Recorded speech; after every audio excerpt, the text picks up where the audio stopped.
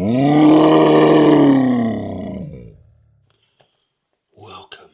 to Dead Grime Gorys.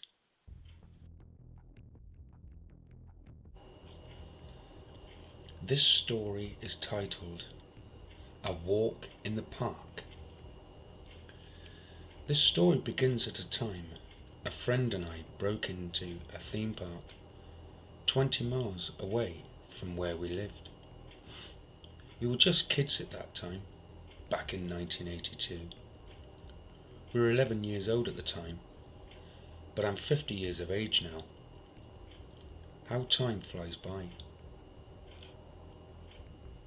Sadly, my friend who was with me at that time has sadly moved away, give or take a few hundred miles. But we visit each other when we have our vacations and hang out like we used to, still acting like kids. If I'm honest, I don't think either of us have ever grown up.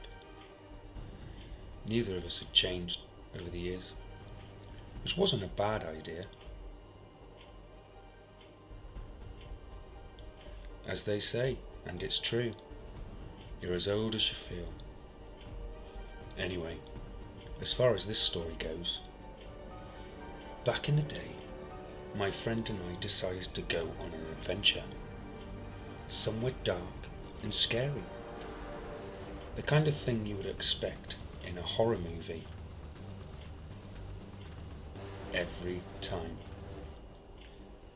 But without the zombies. At that moment, my friend Alex paused and whispered, "Let's both go to the Lost Souls theme park. Come on, Simon. Let's both go there right now. Please." "Alex, that's about 20 miles away," I replied, but my voice was much deeper and louder than his. "That's okay," Alex laughingly said. "We have our bikes. Let's go and have some fun. Are you with me, Simon?" I thought about it for a little while and finally agreed. "Yeah, sure, let's do it. Come on, let's go before I change my mind." So we both ran down the stairs, almost falling over our own feet, grabbed our bikes, and off we went to the Lost Souls theme park. We were halfway there, so we both decided to take a little shortcut, or detour if you like.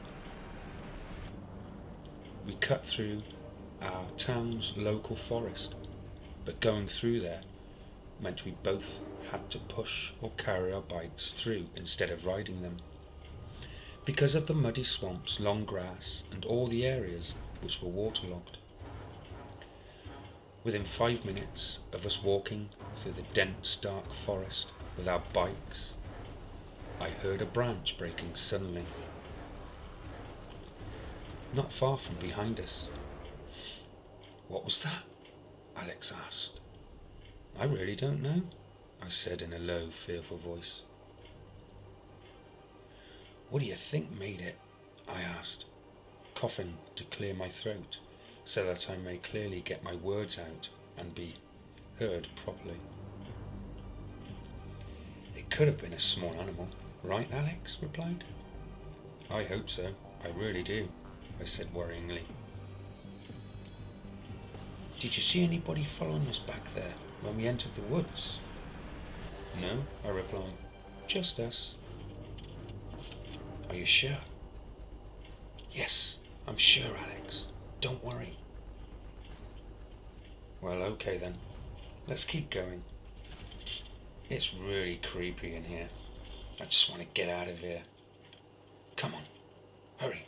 Let's go." I totally agree. So off we went. Suddenly, I saw 2 figures running through the forest's dark, dense, waterlogged hedgeway and tall trees and low verge. "Alex, Look over there. Did you see that? See what? Alex replied with a worried voice. Are you just trying to freak me out?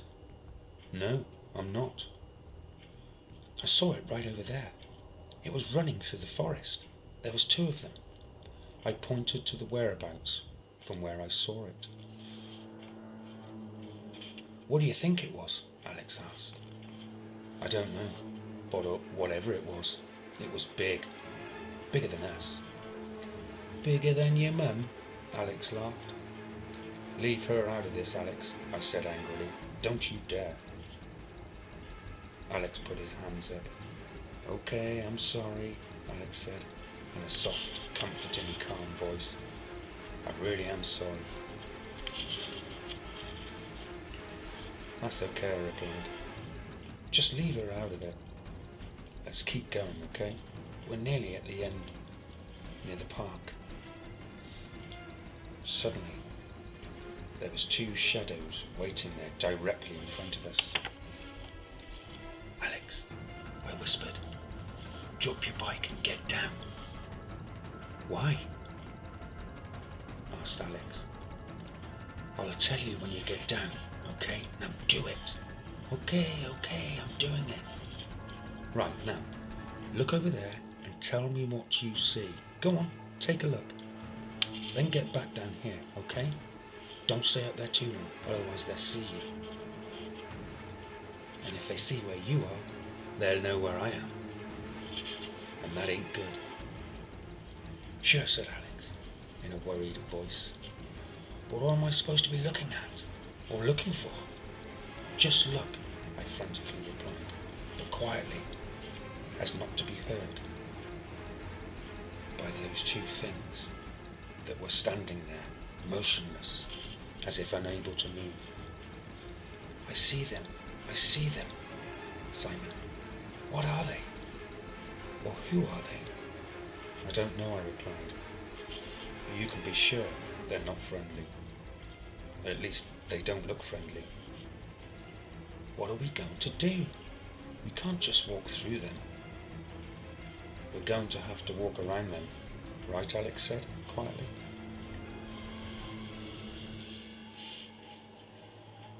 Well, I said, we can at least try. What's there to lose? Okay, grab your bikes. Let's go. I'm ready, said Alex. Let's do this. Every move we both made, Alex and I, the figures did the same. But as we both got closer, I could work out the shape and form of what they both physically looked like. Alex and I whispered, those things over there, they're dogmen or werewolves. I think I've just crapped my pants, Alex said. Do you think they want to kill us both, then eat us alive? If that was the case, we'd probably be dead right now. Werewolf sushi or something like that, but messier. Do you think they'll let us go? He replied. I'm hoping they do, I said worryingly. At this point, I was absolutely terrified. And I know Alex was. You could smell it.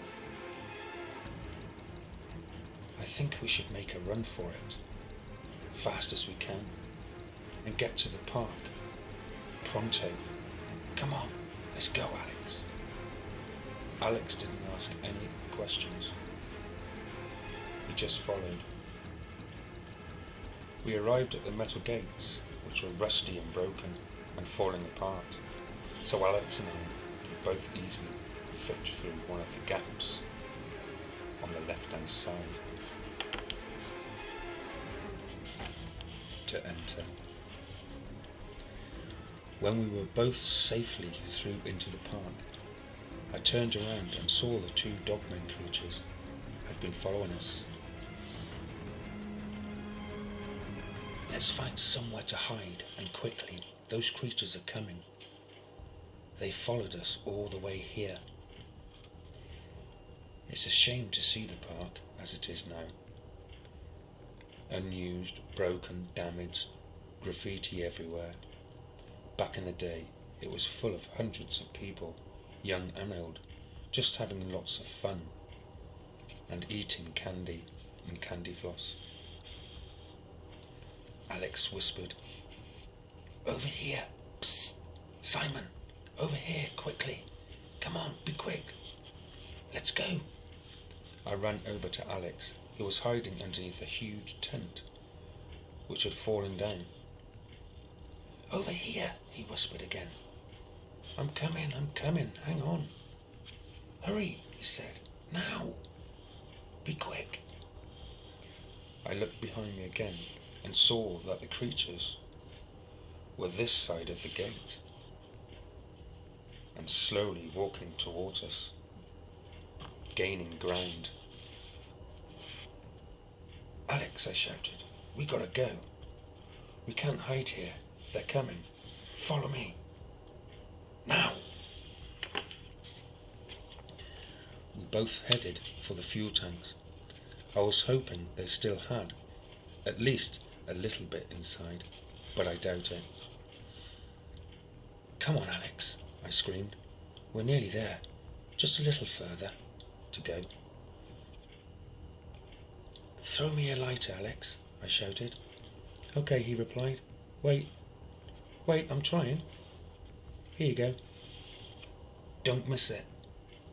Alex threw the lighter.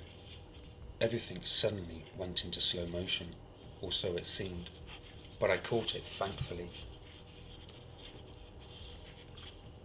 I unscrewed a fuel cap, took a sniff. Great, there's still some fuel inside these things.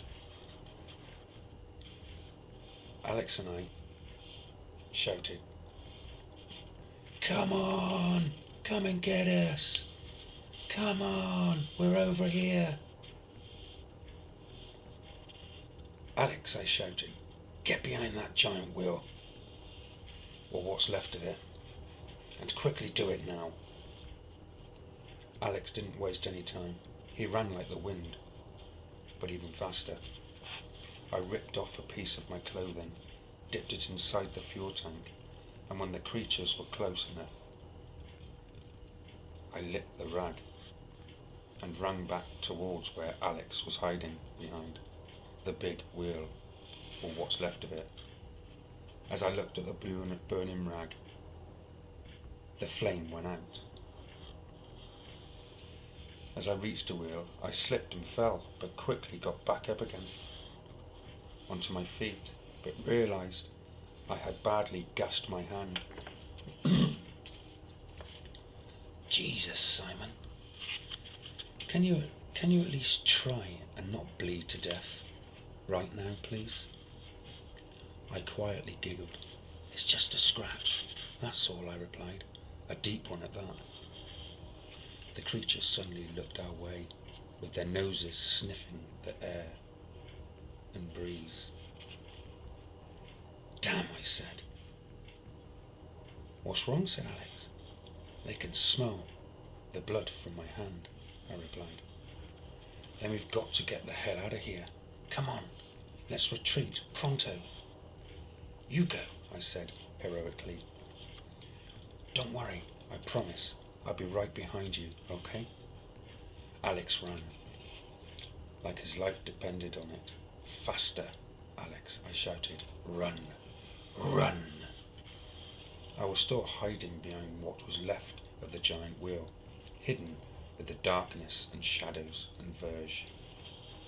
The creatures were getting closer and closer, still sniffing the air, trying to find the whereabouts from where the smell of blood was coming from. I had to think quick, I said to myself, wrapping my hand tight with an extra piece of torn cloth. Come on, come and get me, you bunch of nanny bangers. Come on, I'm right here. Come get me. Suddenly, they dropped to all fours and ran towards me, where I was now standing right next to the fuel tanks. As they got a little closer, I lit the soaked fuel rag again and threw it into the fuel tanks, then leapt violently to my side, quickly getting up again. I was in so much pain with my hand, and my leg hurt also, as I fell. I crept through the gap of the fence.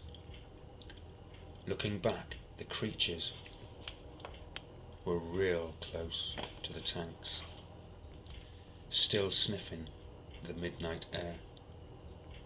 Luckily, I left a blooded rag where I was hiding, next to the big wheel. They started to walk closer to the tank, howling and growling and sniffing at each other, as if they were trying to communicate with each other, which they both probably were. Then suddenly, without warning, the tanks both exploded. Fire and metal and shrubbery spread everywhere, and I knew right there that the creatures were no more, or at least I hoped so. I slowly began to walk down the muddy path, still in pain because of my hand and my leg. Suddenly, Alex jumped out from behind a tree. "Shit!" I shouted. "Don't do that!" "I'm sorry," said Alex. "With all that aside, I'm glad you're okay." "Thanks," I replied. "Let's go home." "Here, take your bike. I went back to get him whilst you were trying to be a hero." I laughed and patted him on the shoulder like you would a dog. He looked at me and laughed and replied, "I guess not." That moment we both got on our bikes and pedalled home. Neither of us left each other's side until we were safe away from this place. As Alex and I got to a recognisable area that we were familiar with, we knew we were home. My house was just around the corner, not 5 minutes away. Alex was sleeping over at my place, as he usually does. Suddenly, we both heard this thundering howling and deep guttural growl. It sounded very close. "They're still alive." That's not the worst of it. They must have followed us here, followed us home. "What do you mean? I thought they were killed." "No." "Oh, no. They now know where we live."